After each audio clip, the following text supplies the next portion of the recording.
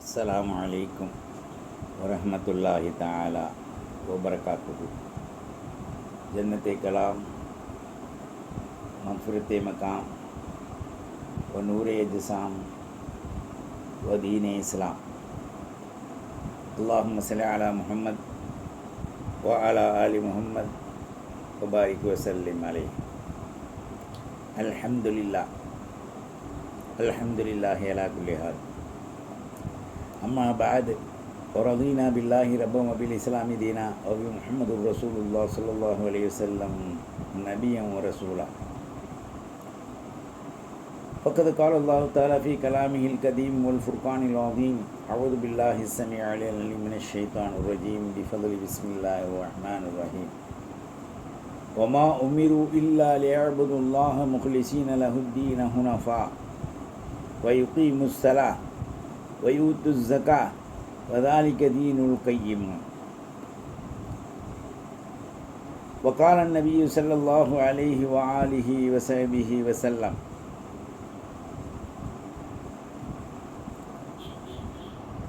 இன்னல்லாஹ லா யன்துரு இலா அஜ்சாமிக்கும் வலா இலா சுவரிக்கும் வலாக்கின் யன்துரு இலா குலூபிக்கும் அவ் கமா கால். சர்வ புகழும் மிக சக்தி உடையவனாகிய தனித்தவனாகிய ரப்புல் ஐஸா ஹக்குல் ஆலமீன் அல்லாஹ் ஒருவனுக்கே உரித்தாகட்டும். சாந்தியும் கருணையும் ஈருலக சர்தார் சய்யிதுல் காயினாத் முஹம்மதுர் ரசூலுல்லாஹ் ஸல்லல்லாஹு அலைஹி வ ஆலிஹி வஸல்லம் அன்னாரின் மீதும் பரிசுத்த சத்திய உத்தம நபியை பின்பற்றிய சத்திய சீலர்கள் மீதும் நம்முடைய பெற்றோர் உற்றார் உறவினர் மனைவி மக்கள் பிள்ளை குட்டி பேரம்பேத்தி அனைவர்கள் மீதும் சத்திய தீன் நிலைத்திருக்க அல்லாஹ் நமக்கு அருள் பாலிப்பானாக. அல்லாஹ் தூய்மையை பற்றி குறிப்பிடுறான். தூய்மை என்பது பல்வேறான வழிகளிலே இருக்கு. அமல்களில், வாழ்வில், தொழில்துறையில், சம்பாத்தியத்தில், பிள்ளை பெறுதலில், பிள்ளையை வளர்க்குதலில், உலக வாழ்வு இயல்புகளில் நியாயமான முறையில் நாம் நடந்து தூய்மையாக வாழ்வதில்,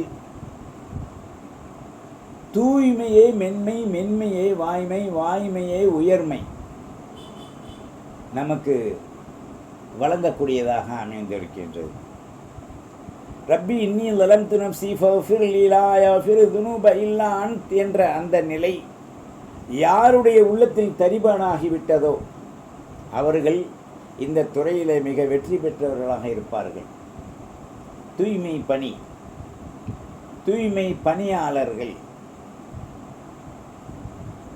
வாழ்வின் இயலின் அடிமட்டத்திலிருந்து மேல் மட்டத்திலிருந்து தூய்மை, தூய்மை வாழ்வின் உயர்ந்தவர்கள் என்றெல்லாம் இந்த உலகம் போற்றப்படுவதற்கு இரண்டு காரணங்கள்.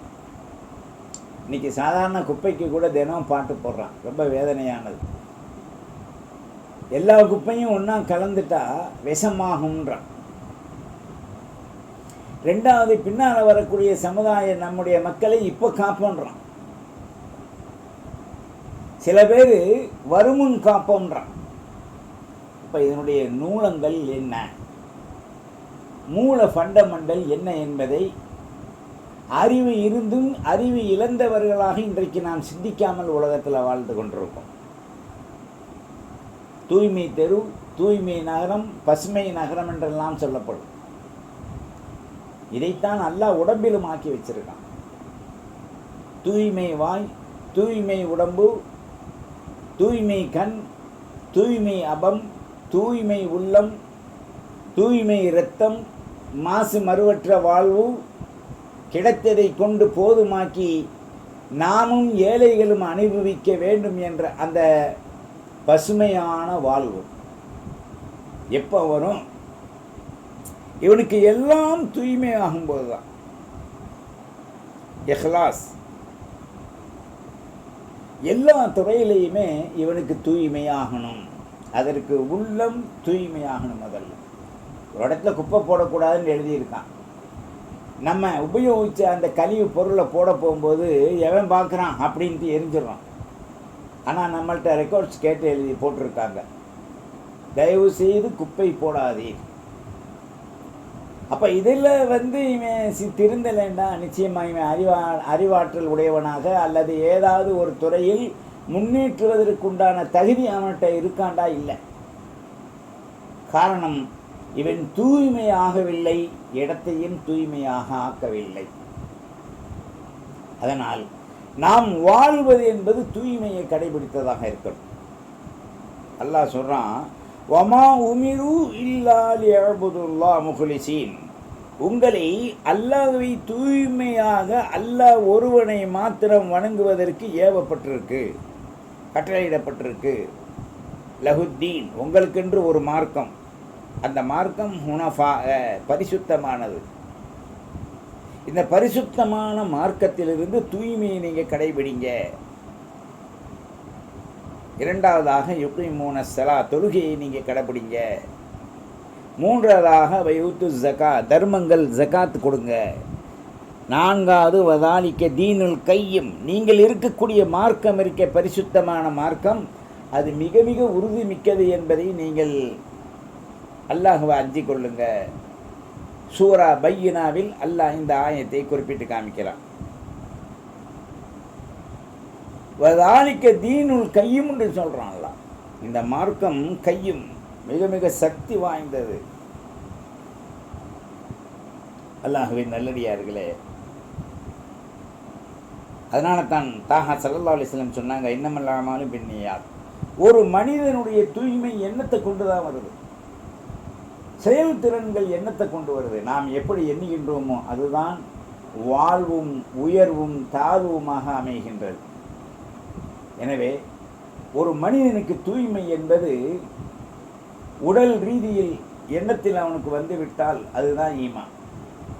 அந்த ஈமான் நிலைப்பாடாக ஒழு தேவை, தொழுகை தேவை, ஜகாத் தேவை, ஹஜ்ஜி தேவை, நோன்பு தேவை, சட்ட திட்டங்களை கடைபிடிப்பது தேவை. இந்த 6 திட்டங்கள் மனிதனுக்கு இருக்கணும். சொல்லிட்டு சொன்னாங்க, இன்னமல் அமாலு பின்னியாத். ஒரு மனிதனுடைய செயல் திறன்கள் எல்லாம் அவனுடைய நீயத்தை கொண்டு தான் வருதுன்னாங்க ஸல்லல்லாஹு அலைஹி வஸல்லம். அல்லாஹ்வின் நல்லடியார்களே, நமது வாழ்வில் நாம் தூய்மை பெறுவதற்குண்டான ஒரு சாரம்சங்களை பெறுவது மிக மிக அத்தியாவசியமாக இருக்கின்றது. ஸல்லல்லாஹு அலைஹி வஸல்லம் சொன்னாங்க, லக்கமா நவைத்து யா யஸீத். ஒரு சஹாபி பார்த்து சொன்னாங்க, நீங்கள் நியத்தில் எதை நினைக்கிறீங்களோ அதுதான் கூடும்.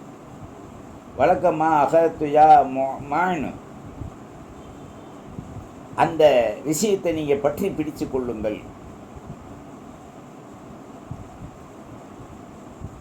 அபீ ஹுரைரா ரலியல்லாஹு அன்ஹு அப்துர்ரஹ்மான் அவுஃப் ரலியல்லாஹு அறிவிக்கிறாங்க, ஸல்லல்லாஹு அலைஹி வஸல்லம் சொன்ன ஒரு ஹதீஸ், இன்னல்லாஹ லா யந்துரு இலா அஜ்சாமிக்கும் வலா இலா சுவரிக்கும் வலாக்கின் யந்துரு இலா குலூபிக்கும்.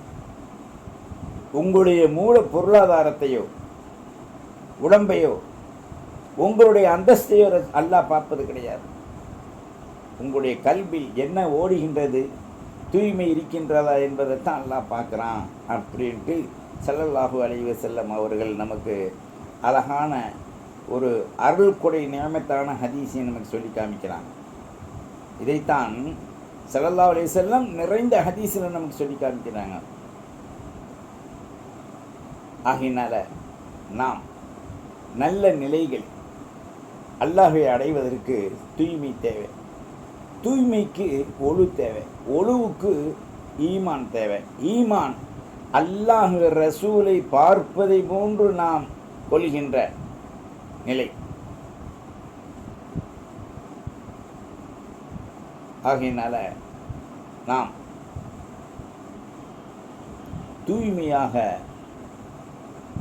வாழ்வதற்குண்டான அந்த அந்தஸ்தை இஹ்லாஸில் பெறணும்.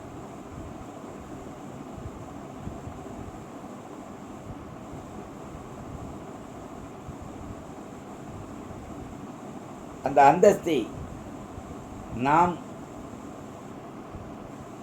இஹ்லாஸ், அதனால தான் சூரா இஹ்லாஸில் கூட அல்லாஹ் தூய்மையை பற்றி சொல்கிறான். அல்லாஹ் எவ்வளோ பெரிய அந்தஸ்துடையவன் என்று சொன்னால், குல் ஹுவல்லாஹு அஹது அல்லாஹு சமது லம் யலிது வலம் யூலது வலம் யகுல்லஹு குஃபுவன் அஹத். இதை நீங்கள் தமிழ் தஃப்சீரில் எடுத்து பார்த்தீங்கன்னா உங்களுக்கு விளங்கும். ஆகையினால் தூய்மை, மென்மை, அருமை. பிறகு மகா ஆற்றல் மிக்க, சிறப்பு மிக்க அந்தஸ்து. இவைகளையெல்லாம் அல்லாஹ் தருவதானால் நான் தூய்மையோடு வாழ வேண்டும். தூய்மையை கற்றுக்கொள்ள அனுதினமும் மாணவியின் திறன்மிக்க ஹதீஸ்களை, குர்ஆனுடைய ஆயாத்துக்களை, இஜ்மா சட்ட ஷரியத்தின் நிபுணத்தை பெற்ற நல்லோர்கள் நாதாக்கள் எழுதிய அந்த சட்டத்திட்டங்களை கடைபிடித்து வாழ, குழப்பமின்றி குழப்பாமல் நீதி நேர்மையாக நாம் நெஞ்சை தொட்டு முஹ்லிசீன்களாக வாழ முயற்சிக்க வேண்டும். வல்ல ரஹ்மான் அருள்பாலிக்கட்டும். வஆகிர் தஅவானா அனில் ஹம்துலில்லாஹி ரப்பில் ஆலமீன். வஸ்ஸலாம். அஸ்லிம் தஸ்லீம் யா ஐயுஹல் முஃமினூன்.